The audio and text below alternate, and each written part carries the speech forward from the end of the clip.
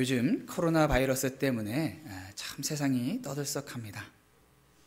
사람들은 전쟁이나 기근, 고아, 질병, 자연재해 같은 어려움들을 경험하게 되면은 특별히 그 피해를 어린아이나 연약한 사람들이 받게 될 때에 야, 하나님 계신 거 맞아? 하나님 어디 계셔? 라고 하는 그런 질문을 합니다. 어떻게 신이 있다라고 하면은 이 세상에 이런 일들이 일어나고 저렇게 연약한 사람들을 돌보시지 않느냐, 이 불공평하지 않느냐라고 질문하는 것이죠. 고대 그리스 철학자 에피쿠로스는 그가 남긴 말 때문에 오늘날 많은 무신론자들이 신의 존재를 부정할 때 그의 말을 인용하긴 합니다. 그는 이렇게 말했어요. 신은 악을 없애려 하지만 그럴 수 없는 것인가? 그렇다면 그는 전능한 것이 아니다. 악을 없앨 능력은 있지만 하지 않는 것인가? 그렇다면 그는 악의를 갖고 있는 것이다. 만약에 악을 없앨 능력도 있고 없애려 하기도 했는가? 그렇다면 악이 왜 존재하는가? 악을 없앨 능력도 없고 없애려 하지도 않는가? 그렇다면 왜 그를 신이라고 불러야 하는가? 여러분 뭐라고 대답하시겠습니까? 인터넷에 보다 보면은 이렇게 무신론자들이 이렇게 모이는 이런 그 모임들이 있더라고요. 이 사람들 얼마나 공부를 열심히 하면서 하나님의 존재를 부정하려고 하는지 몰라요. 만약에 그런 사람들이 여러분에게 이런 말들을 가지고 하나님 진짜 있어? 라고 묻는다면은 여러분 뭐라고 대답하시겠어요? 하나님이 무능하거나 혹은 사람에게 무관심하다라고 한다면은 우리는 전지전능하신 하나님께서 우리를 사랑하신다라고 믿어요. 그런데 우리의 삶에 항상 좋은 것만 있는 건 아니에요. 아니 오히려 믿지 않는 자들보다 더 어려움을 겪는 것처럼 느껴질 때도 있어요. 그럴 때 우리는 뭐라고 대답하겠어요? 사실 이 에피쿠로스는 무신론자가 아니에요. 그는 무신론자가 아니라 신이 존재하지만 그 신이 인간사에 관여하지 않고 관심이 없다라고 생각하는 사람이었어요. 그래서 사람들의 그 최고의 행복은 그저 쾌락을 추구하는 것이다 라고 그렇게 주장했던 사람이에요. 자, 우리는 성도들은 하나님의 존재에 대해서는 절대로 부정하지 않죠. 하나님 계시다 분명히 믿죠. 그런데 하나님이 계시다라는 것을 믿는 것만으로는 충분하지가 않아요. 우리는 그 하나님이 성경에서 말하시는 그 하나님으로 알고 믿을 때에만이 참 믿음을 가졌다라고 말해요. 만약 성도의 삶에 좋은 것만 있다면 우리는 염려할 필요가 없죠. 그러나 만약에 한 성도가, 한국에서 어떤 성도가 코로나 바이러스 때문에 모이면 안 돼 라고 했는데 정말 예배 드려야지 라고 해서 집회 예배에 갔어요. 근데 거기서 바이러스에 딱 걸렸어요. 예배 때문에. 예배에 안 갔으면 안 걸렸을 텐데.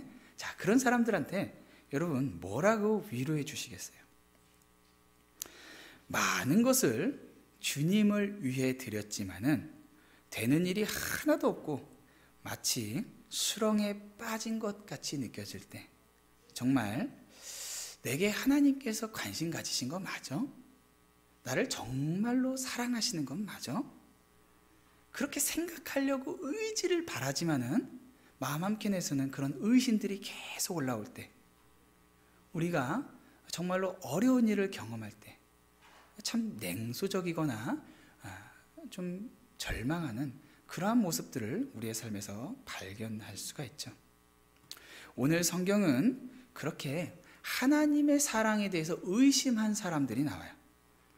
그렇다고 그들이 대충 신앙생활한 사람들이 아니었어요. 헌신이 없는 사람들이 아니었어요.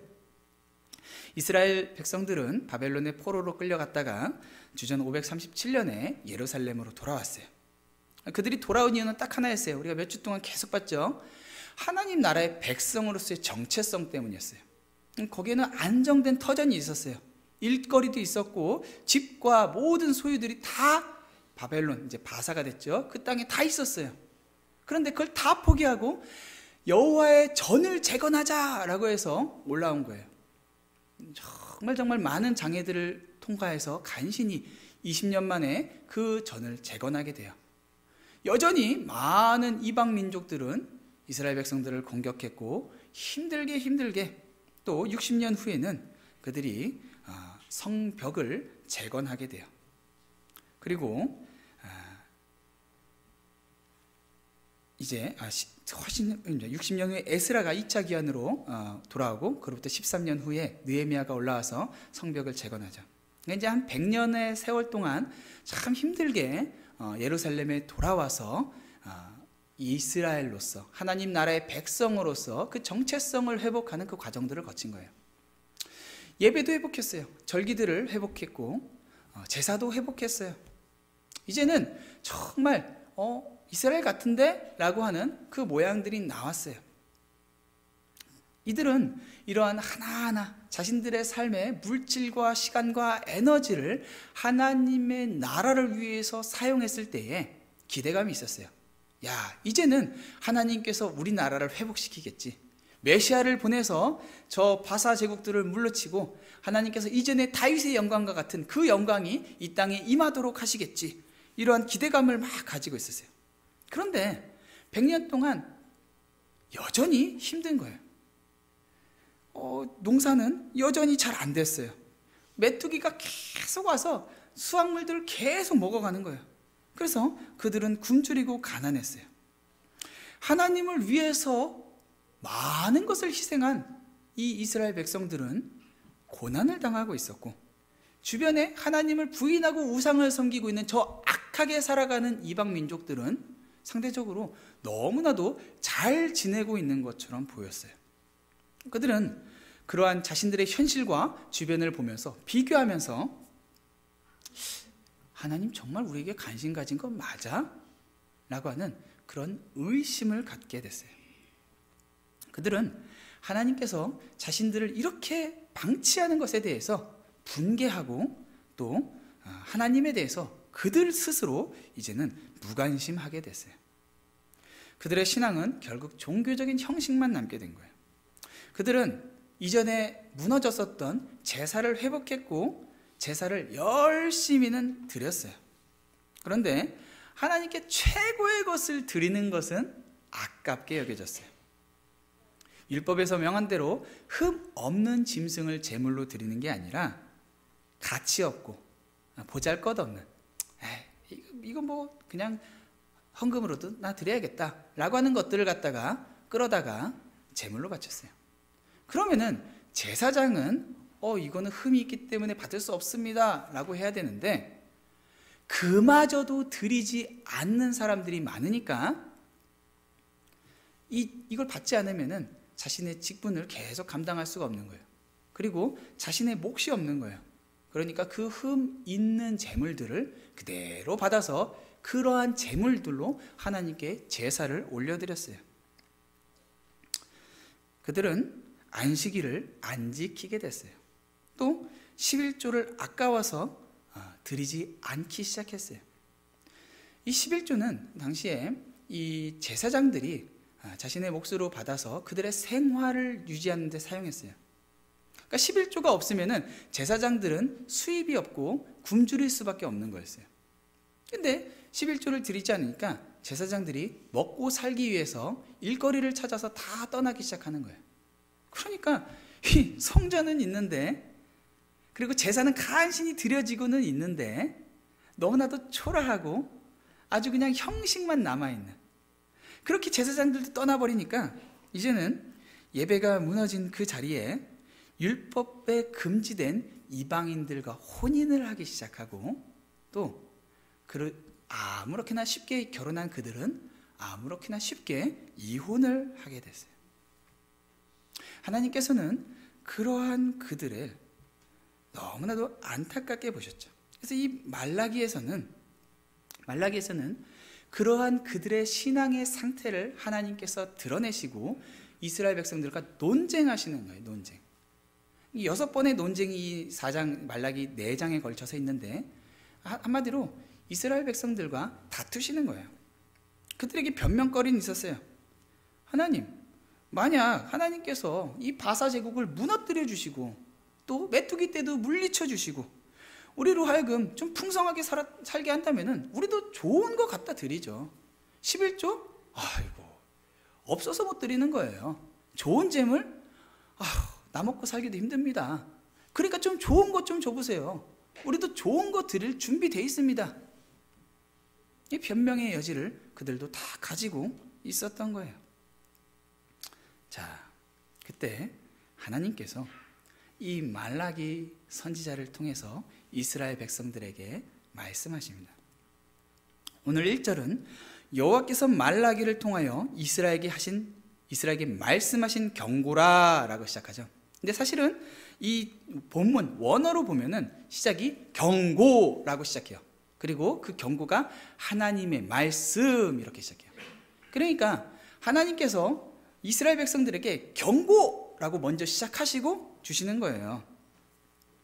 자, 하나님의 말씀을 주시는데 좀 따뜻하고 힘들게 살아가는 이스라엘 백성들에게 좀 위로의 말씀을 먼저 주셨으면 좋겠는데 이건 경고야 라고 하고 주셨어요. 여러분, 사람이 뭘 잘못을 했어도 또 잘못했어 라고 먼저 시작하면요, 참 고지 듣기 어려워요. 좀 이렇게 칭찬도 해주고 위로도 해주다가 그런데 말이야 라고 하면은 여러분 훨씬 이 사람들이 말하는 화술로 치면은 설득력 있는 화술이 되겠죠. 그런데 오늘 이 본문은 경고라고 시작해요. 왜냐하면은 하나님께서는 이 선지자는 하나님께서 주신 말씀을 그대로 가지고 전하는 거예요. 내가 전하고 싶은 말을 하는 게 아니라 위로의 말을 하고 싶다고 해서 위로를 하는 게 아니라 하나님께서 경고야 라고 말하니까 그 말씀 그대로 갖다 전했어요. 근데 이 경고라는 단어는 또 그 짐 혹은 부담 이런 뜻도 돼요. 그러니까 하나님의 말씀을 경고로 주셨는데 하나님의 말씀이 부담과 짐으로 이 사람들에게도 다가올 수 있는 거예요. 신앙생활을 잘 하고 있는 사람에게는요, 하나님의 말씀이 위로와 또 그들을 격려하는 말씀이 될 수 있어요. 그런데 신앙생활을 비껴나서 자기 마음대로 신앙생활을 하는 사람은요, 하나님의 말씀을 들었을 때 그 말씀이 부담되고 아주 그냥 어려운 짐이 되는 거예요. 여러분 어떠세요? 여러분에게 이 말씀은, 하나님의 말씀은 어떻습니까? 부담과 짐이 됩니까? 아니면 위로의 말씀이 되십니까? 오늘 이 말씀을 한번 잘 들으시면서 하나님의 말씀이 나에게 부담과 짐이 되는지, 아니면은 정말 하나님께서 나에게 주시는 위로와 또 회복의 말씀이 되는지 한번 생각해 보세요. 자, 그런데 하나님께서 그들에게 경고야 라고 말씀하시고는 첫 번째 하신 말씀, 자, 경고야 라고 했으니까 이스라엘 백성들이 얼마나 긴장했겠어요. 자신들이 잘못했다고 해도 하나님께서 경고야 라고 시작하시니까 뭐라고 말씀하시나 이렇게 바짝 긴장하고 있는데 하나님께서 하시는 말씀이 여호와께서 이르시되 내가 너희를 사랑하였노라 라고 말씀하세요. 경고인데 사랑하였다 라고 말씀하세요. 여기 말라기에서는 1인칭으로 하나님께서 내가 라고 하는 식으로 1인칭으로 자주 말씀하세요. 이 말라기 선지자로서 하나님께서 이렇게 말씀하셨다가 아니라 하나님의 말씀으로 바로 가서 내가 라고 말하는 거예요. 자, 이거는 하나님께서 이스라엘을 향해서 얼마나 특별한 관심을 가지고 계신가를 보여주는 거예요. 만약에 이제 우리 젊은 청년들이 이렇게 있는데 한번 생각해 보세요. 내가 좋아하는 멋진 이제 그 아이가 있는 거예요. 그런데 저 친구랑 한번 이렇게 참 얘기도 해보고 싶다 막 이러는데 어느 날 다른 친구가 찾아와서 야, 걔가 너 좋아한대 이러면은 얼마나 좋겠어요? 입이 착 올라가서 좋다 하겠죠? 근데 그 정도 수준이 아니라 그 친구가 직접 찾아와서 난 처음 너 좋아 라고 하면 어떻겠어요? 여러분들 연애를 한 지가 하도 오래돼갖고 전혀 지금 무슨 말을 하는지 이해를 못하는 것 같은데 우리 김양희 집사님은 좀 아시는 것 같아요. 아이고 좋습니다. 그렇죠? 우리 미스터 앤더슨이 좋아한대 라고 누가 얘기해 준 게 아니라 선생님 내가 너 I love you 하는 게 얼마나 좋아요. 그죠? 그러니까 하나님께서 이스라엘 백성들에게 아주 인격적으로 개인적으로 내가 너 사랑해 라고 말씀하시는 거예요. 얼마나 특별한 사랑이에요. 하나님께서는 이 말씀을 내내 구약성경 내내 말씀하셨어요. 내내. 이 말라기는 성경이 구약 마지막 권이에요. 그러니까 내내 하나님께서 말씀하셨던 그 사랑을 지금 다시 그들에게 말씀하신 거예요. 그런데 이스라엘 백성들이 그 사랑을 제대로 이해를 못해요. 그러니까 하나님께서 마치 아버지의 사랑을 인정하지 않고 알지 못하는 자식에게 서운함을 느끼는 아버지처럼 말씀하시는 거예요. 야, 내가 너를 얼마나 사랑하는데, 내가 너를 얼마나 사랑했는데, 여기서 이 내가 너를 사랑해 라고 하는 이 말씀, 사랑하였다는 미완료 시제인데, 이거는 과거 또 현재 그리고 미래 전부를 하나는 거예요. 그러니까 끝나지 않은 거예요. 과거의 사건으로 끝난 것도 아니고 현재에도 지속되고 또 미래에도 끝나지 않고 계속 지속되는 거예요. 그러니까 내 사랑이 예전에 어떤 너희들이 어떤 특별한 경험을 했을 때만 있었던 게 아니라 지금도 난 널 사랑하고 이 사랑은 변치 않을 거야 라고 말씀하시는데, 이스라엘 백성들이 이해를 못해요. 이 바짝 긴장하고 있던 그들에게 하나님께서 내가 널 사랑했어, 사랑하고 있어, 그리고 계속 사랑할 거야 라고 하는데, 그들이 정말 퉁명스럽게 하나님께 대답해요. 너희는 이러기를, 이 주님의 말씀에 이들이 말해요. 주께서 어떻게 우리를 사랑하셨나이까? 여러분, 한마디로 아이고 언제요? 어떻게요? 됐어요. 아니 하나님께서 사랑하셨으면 내가 이 모양이 이 꼴입니까 이게? 아이고, 하나님, 내가 하나님 위해서 드린 걸 한번 생각해 보세요. 우리가 하나님을 위해서 100년 전에 와갖고 죽을 똥 살 똥 가진 거 다 버리고 와서 세상 사람들이 다 바보야 바보야, 거기 왜 돌아가, 거기 있는 거 아무것도 없어, 예루살렘이 황폐했어, 가면 이방 민족들이 너희 괴롭힐 거야 하는데 하나님 때문에 여기 왔어요. 하나님 때문에 성전 쌓았어요. 하나님 때문에 성벽 재건했어요. 하나님 때문에 예배를 회복했어요. 하나님 때문에 절기를 다시 회복했어요. 뭐예요 근데 이게? 메뚜기가 와갖고 다 그냥 걷어가고, 총독이 와갖고 맨날 괴롭히고, 이게 뭐예요? 이 정도로 헌신했으면 하나님 뭔가 좀 우리가 느끼기에, 야 정말 하나님 좋다, 뭔가 느낄 수 있게 해줘야 되는 거 아닙니까? 사랑하는 성도 여러분 어떠세요? 혹시 그런 마음으로 여러분 좀 어려운 마음 계시지 않습니까? 우리가 하나님께 드린 것들에 대해서 하나님께서 좀 응답을 하셔야 되는데, 지금은 그때가 지났는데 그렇게 하나님께 퉁명스럽게 대답하는 이스라엘 향해 하나님께서 얼마나 그들을 사랑하셨는지 증거를 내미십니다. 증거를. 이 논쟁하는 거라겠죠. 하나님께서 2장입니다. 2절입니다. 나여호와가 말하노라, 에서는 야곱의 형이 아니냐. 그러나 내가 야곱을 사랑하였고 에서는 미워하였으며 그의 산들을 황폐하게 하였고 그의 산업을 광야의 이리들에게 넘겼느니라. 자, 에서하고 야곱은요 쌍둥이에요. 근데 하나님께서 그 둘이 태어나기도 전에 이미 엄마 뱃속에 있을 때에 야곱을 선택하세요. 이거를 이제 우리는 부모의 이 사랑의 정서로 이해하면 안 되고, 이거는 하나님의 이 선택, 하나님의 주권적인 선택의 개념으로 이해를 해야 돼요. 자, 이 말은 하나님께서 누군가를 사랑할 때 다른 건 하나도 안 보이고 너만 보여, 이렇게 사랑하신다는 거예요. 난 다른 애들은 안 예뻐, 난 너만 예뻐, 이렇게.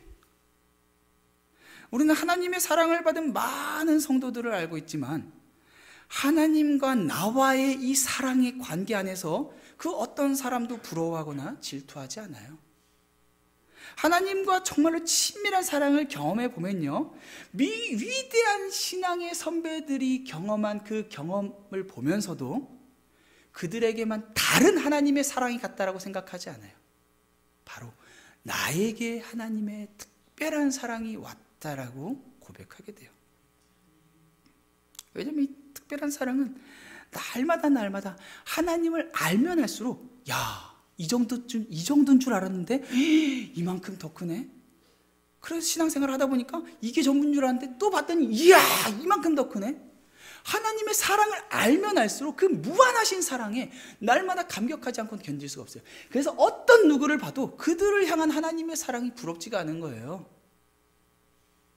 저는요, 저 장미꽃 위에 있으리란 찬양을 참 좋아해요. 후렴에 특별히 이 가사가 너무 좋은데, 우리 서로 받은 그 기쁨은 알 사람이 뭐죠? 없도다. 누구도 모르는 하나님과 나와의 그 특별한 사랑에 감격하고 그 사랑을 더 누리기를 원하는 그러한 마음을 가지고 살아가는 게 성도예요. 정말 주님과 나만 아는 그 특별한 사랑을 경험했어요. 그런데 많은 성도님들이 이러한 하나님의 나를 향한, 나만 보여, 너만 보여 라고 하는 이 사랑을 알지 못하고 마치 하나님의 사랑이 많은 사람들을 사랑하는데 거기에 너도 덤이다 라고 하는 것처럼 그렇게 생각하고 신앙생활을 하는 사람들이 많아요. 저 많은 인류를 위해서 예수님께서 십자가에 달리실 수는 있지만은 나 하나만을 위해서 십자가에 달리실 수 있을까? 그렇게 의심하는 거죠. 나는 그 정도의 가치는 없어. 겸손한 척하지만은 사실은 이거는 나는 그 정도의 죄인은 아니야 라고 하는 매우 교만한 생각이에요. 그러니까 이 불신과 교만이 함께 묶여 있는 거예요. 자녀를 기르다 보니까 참 하나님의 사랑을 많이 배울 수가 있어서 너무 감사해요. 저는 총각 때부터 애들을 참 좋아했어요. 그래서 이 아이들 사역이 너무 좋았고 또 아이들도 저를 참 많이 따랐어요. 그래서 이 부모님한테 하지 못하는 얘기도 저한테 와서 참 많이 했어요. 이제 신학교에서 이제 아직 아이를 갖기 전에 한 친하게 지내던 목사님의 자녀를 제가 참 예뻐했는데 어느 날 목사님 얘기하는 거예요. 그 자녀한테 야, 너 멀지 않았다. 송 목사님 자녀 나오면은 너 이 사랑 끝이다. 이러는 거예요. 이게 무슨 말인가 했어요. 근데 자기 자녀를 낳으면은 남의 자녀를 그렇게 사랑했던 사람도 그렇게 사랑하지 않는다는 거였어요. 저는 그 말이 그렇게 이해되지 않았는데 우리 첫째 하은이가 태어나니까 정말 다른 애들 하나도 안 보이는 거예요. 얼마나 그 아이가 오목조목 예쁘게 생겼던지 똑똑하던지 착하던지 나에게 친근하게 대하던지 예쁘다 하지만은 우리 애기는 뭐 이렇게 그때 뭐 통통 이만큼 막 쪄갖고 막 이렇게 좀 이렇게 해갖고 막 아주 뭐 그냥 이만한데 얼마나 그렇게 예쁜지 몰라요. 그냥 심장 소리만 듣고 있어도 예쁘고 오물오물 손만 봐도 예쁘고 하는 것도 예쁘고 트름을 해도 예쁘고 응아를 해도 예쁘고 얘만 보여. 얘만.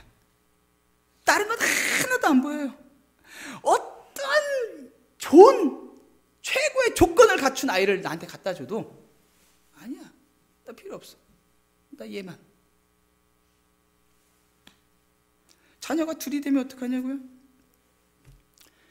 그래서 그때는 이제 정말 신경을 잘 써야 돼요. 자녀 양육을 잘하는 사람들은 아이들을 공평하게 사랑하면서도 첫째도 우리 아빠는 나를 제일 사랑해.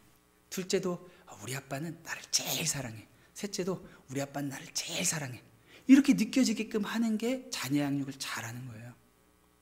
정말 고수는 이제 와이프도 우리 남편은 애들보다 나를 더 제일 사랑해 이렇게 하는데 어떻게 좀 쉽지 않겠죠? 우리 주님이 우리를 향한 그 사랑을 주실 때에 그런 사랑으로 주세요. 야, 우리 하나님 나를 제일 사랑해. 우리 하나님이 주시는 사랑은 다른 어떤 사람하고 비교할 수 없어. 이러한 사랑을 우리에게 주시는 거예요. 하나님께서 야곱과 에서가 태어나기도 전에 이미 야곱을 택했죠. 그리고 이거는 정서적 개념이 아니라 선택의 개념이라고 했어요. 자, 그런데 이렇게 너만 사랑해 라고 할 때는 그냥 너만 하나만 사랑한 걸로 끝나는 게 아니라 뱃속에서 선택했죠. 무조건적인 사랑이에요. 하나님의 주권으로 선택한 사랑이에요. 이게 얼마나 안전한 거냐면요, 우리가 잘났냐 못났냐가 하나님의 사랑을 받을 조건이 되지가 않는 거예요. 우리가 얼마나 선한가 악한가도 조건이 아니에요. 우리가 성실한가 불성실한가도 조건이 아니에요.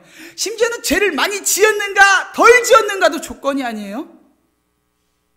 다른 말로 죄를 아무리 많이 지었어도 하나님의 사랑이 자체가 거두어지는 게 아니에요. 야곱의 후손 이스라엘을 향한 주님의 사랑이 그랬어요. 너 아무리 못났다고 해도, 아무리 사람들이 너 그렇게 해서 사랑 받겠어 라고 해도 난 아니야 난 너 자체로 충분해. 괜찮아. 있는 그대로 난 너로 만족해. 넘어졌어? 괜찮아. 죄를 많이 져서 너무 부끄러워? 괜찮아. 일어나. 제가 중학교 때 집에서 학교까지가 거리가 좀 멀었어요.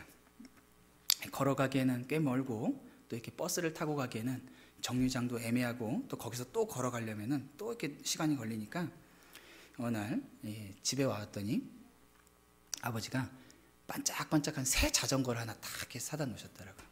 얼마나 신나는지 몰라요. 그걸 타고 이제 학교를 얼마나 기쁘게 그냥 우리 아빠가 이거 사줬어 신나게 학교를 다녔어요. 근데 진짜 며칠 되지 않아서 방과후가 돼서 자전거 있는 곳에 딱 갔더니 없는 거예요. 누가 자물쇠를 끊어갖고는 훔쳐갔어요. 그때는 왜 이렇게 자전거 도둑이 마다한지 몰라요. 근데 자전거 훔쳐져갖고 그냥 아버지가 워낙에 이렇게 또 좀 알뜰하시고 또 본인을 위해서 뭐 돈을 워낙 안 쓰셨고 조금 또 엄하신 분이셨어요. 이 자전거를 사려고 아버지가, 제가 살던 곳이 서울 노원인데 관악구까지 서울 끝에서 끝으로 자전거를 싸게 사려고 아버지가 그 갔다가 오신 거예요, 사러. 근데 그 자전거가 나와보니 없죠. 얼마나 서럽고 그냥 분하고 또 아빠한테 죄송하고 또 혼날까봐 그냥 무서워갖고 집으로 울면서 집에 갔어요. 하면서 이렇게 딱 집에 갔는데 아버지가 왜 그래? 근데 자전거가 잊어버렸다고. 아버지가 혼날 줄 알았는데 안 혼내시는 거예요. 괜찮아 또 사줄게. 그리고 며칠이 지났는데 집에 왔더니 아버지가 또 자전거를 사놓으신 거예요.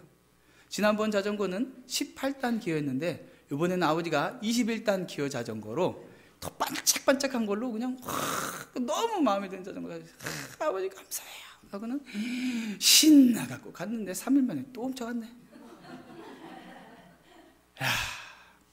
너무 막 기가 막히죠. 울면서 또 집에 갔어요. 아버지가 괜찮아. 저는 아버지한테 혼날 줄 알았거든요. 서울 끝에서 끝에 또 갔다 오신 거였어요. 근데 며칠 지났는데 아버지가 또 자전거를 사오셨네. 24단을 신나게 갔는데 여러분 정말 두꺼운 자물쇠를 해놨는데 또 가져갔네. 울면서 집에 갔어요.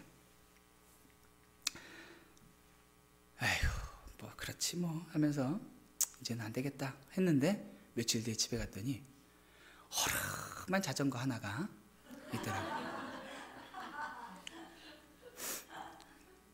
허름한 자전거인데 이렇게 뭐 이렇게 상태가 안 좋은 게 아니라 모양이 좀 허름하게 돼 있었어요.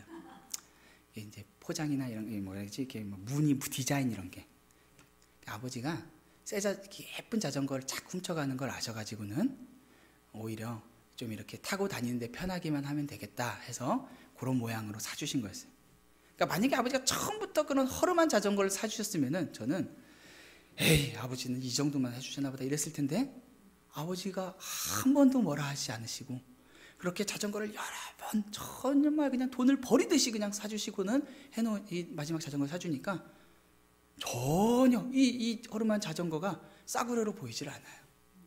정말 아버지의 사랑과 그 마음이 담긴 자전거로 보이는 거예요. 그래서 벌써 한참 20몇 년이 지났지만은 30년 가까이 됐는데도 아직까지도 그 자전거가 생각이 나요.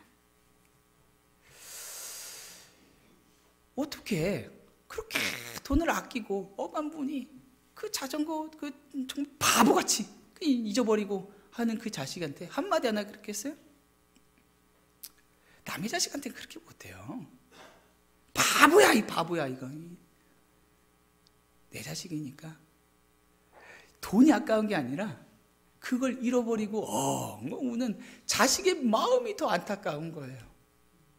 우리 주님이 이스라엘을 혼내실 때에도 그냥 모르는 사람, 남처럼 혼낸 게 아니에요. 내 자식이 저렇게 살면 안 되는데, 저렇게 살면 망하는데, 저렇게 살면 소망이 없는데, 그 마음을 가지고 얘야 너 그러면 안 되잖아. 내가 너 사랑한다고 했잖아.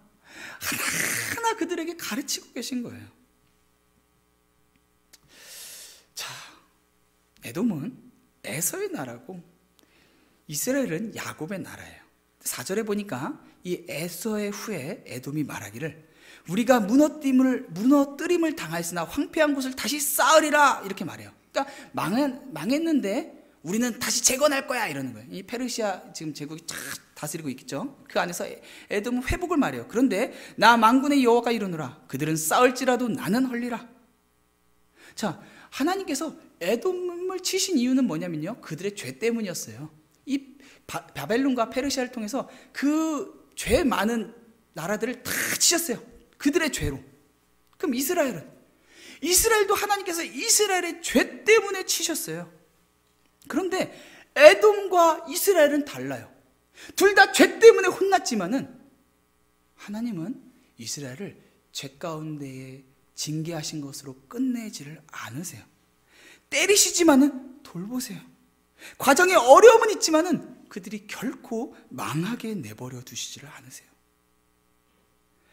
에돔은 결국 회복 불가능한 모습으로 역사의 뒤안길로 흔적도 없이 사라져버려요.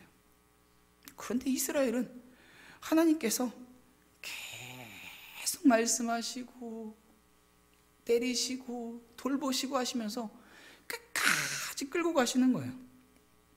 우리는 우리가 처한 모습을 보면서 하나님 나 사랑하는 거 맞아?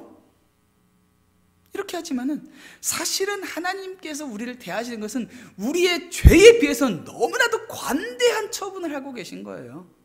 죄의 삭은 사망이에요. 여러분, 죄인 아닌 사람 있어요? 죽어 마땅할 죄인들을 여러분 개똥밭에 굴러도 이승에 사는 게 낫다 그랬죠. 여러분 어떤 상관도 있어도 여러분 삶에 굴리면서라도 여러분들 뭘 주세요? 하나님을 깨닫고 발견하게 하세요. 인생의 연수가 길면은 고난과 참 힘든 어려움들이 있지만은 그게 그냥 고난만 있는 게 아니라 그 어려움들을 통해서 하나님을 발견하게 되는 거예요. 그게 바로 하나님께서 우리에게 하루하루를 허락하신 그 놀라운 축복인 것이죠. 우리는 하나님의 특별한 선택에 의해서 보존되고 있어요. 결국 하나님의 이 특별한 사랑으로 이스라엘은 하나님의 크시다라고 고백하게 돼요. 5절을 보면요, 이 에돔은 그렇게 대했지만은 너희 이스라엘은 너희가 눈으로 이런 걸 볼 거야. 눈으로 보고 이르기를 여호와께서는 이스라엘 지역 밖에서도 크시다 하리라. 미래예요. 결국 이 이스라엘 백성들이 하나님과 이 가나안 땅에 살 때 다윗의 놀라운 이 영광을 봤던 사람들이에요. 그런데 하나님께서는 이들과 함께 하실 때 그 놀라운 능력을 봤지만은 이들이 바벨론에 끌려갔을 때 포로 생활하면서 하나님의 능력이 이 바벨론까지는 미치지 못하나 보다 이런 생각을 했어요. 하나님은 가나안의 하나님, 이스라엘에 머무시는 하나님처럼 생각을 했어요. 그래서 이들이 바벨론에서 가나안으로, 예루살렘으로 돌아갈 때, 야, 이제 가나안으로 돌아가면은 하나님께서 우리에게 그 예전에 보이셨던 그 영광의 하나님의 능력을 이제 보여주실 거야 라고 기대하고 갔어요. 그들은 하나님을 아주 제한했어요. 그들의 생각의 틀로 제한했어요. 그런데 하나님께서 말씀하시는 거예요. 너희들의 생각의 틀, 그것은 겨우 이스라엘 지역에 머물지만은 나는 열방의 하나님이야. 바사도 내 거야. 애굽도 내 거야. 온 우주가 내 거야. 너희들은 여기서 이렇게 저렇게 해서 네가 원하는 걸 요렇게 해줘야지 하나님께서 일하신다라고 생각하지만은 아니야. 저것도 지금 내가 하는 거야. 저것도 내가 하는 거야. 하나님께서는 우리의 생각의 모든 틀을 깨부세요. 깨부수세요. 그리고 우리가 생각하지 못하는 방식으로 우리를 다스리세요. 그래서 지금은 하나님께서 안 돌보시는가 이렇게 생각하지만은 마지막에 가보면요, 하나님께서 이 모든 과정을 다스리고 계셨구나 깨닫게 돼요. 여러분, 너무 절망스러워요? 하나님의 침묵에 너무 지쳤어요? 하나님의 사랑에 의심이 들어요? 멈추지 마세요. 더 나아가야 돼요. 하나님께서 이 모든 과정을 다스리고 계세요. 가보면요, 하나님의 열매가 기다리고 있어요. 그래서 그때 여러분, 야, 정말 하나님께서 나를 고난 중에 그냥 두신 줄 알았더니, 야, 크신 하나님께서 그 과정들을 사용하셨던 거구나. 하나님의 사랑이었구나.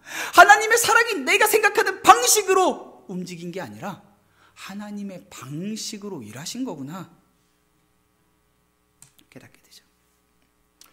여러분, 오늘 주님의 말씀이 여러분에게 경고와 지휘입니까? 아니면은 위로입니까? 물론 둘 다가 될 수도 있습니다. 우리의 잘못된 것을 경고와 짐으로 주시지만은 또 그것을 통하여서, 깨달음을 통하여서 우리를 위로하시죠. 에피쿠로스의 생각은 틀렸어요. 그는 하나님에게 내가 원하는 때에 내가 원하는 방식으로 일해 보십시오. 그러면 당신은 신이고 당신은 내가 인정하는 그러한 신입니다. 그렇지 않으면 나는 인정할 수 없습니다 라고 말하는 거죠. 이거는 마치 떼쓰는 어린아이 같아요. 내 마음대로 살고 싶은 마음을 그냥 그렇게 표현한 거예요. 아빠, 나 이거 사줘. 그럼 아빠 나 사랑하는 거야. 이거 안 사줘? 아빠 나 사랑하지 않는 거야. 바보 같은 생각이죠. 신앙생활을 하면서 그리스도를 만나지 못하면요, 하나님의 사랑을 모르고요, 실망하고 냉소적이 되고 절망하게 돼요. 하나님은요, 그냥 계실 뿐만 아니라 우리에게 무한하신 관심과 사랑을 가지고 계세요.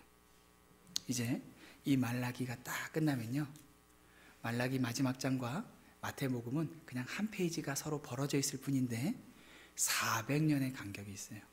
하나님께서 400년 동안 침묵을 하세요. 그들은 하나님께서 침묵하시는 그 침묵에 지치고 그래서 형식뿐인 신앙생활을 하고 갔어요.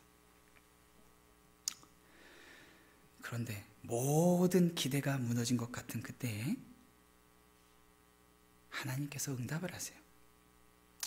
오늘 이 2절에서 이스라엘 백성들이 주께서 어떻게 우리를 사랑하셨습니까? 라고 하는 질문에 대해서 하나님께서 신약이 열려주시면서 하나님께서 그 아들을 보내심으로 응답하세요. 하나님이 세상을 이처럼 사랑하사 독생자를 주셨으니, 하나님이 우리를 어떻게 사랑하셨습니까? 내가 너를 이처럼 사랑했어. 내가 너를, 내 아들을 아끼지 않을 만큼 사랑했어. 여러분, 이것으로 충분하지 않습니까? 오늘 우리의 낙담하고 실망한 마음들, 주님의 사랑에 의심한 마음들 모두 주님 앞에 내려놓고 우리를 이처럼 사랑하는 주님의 그 사랑에 아멘으로, 감격으로 화답하는 여러분 되시기를 주님의 이름으로 축원합니다. 우리 함께 기도하겠습니다.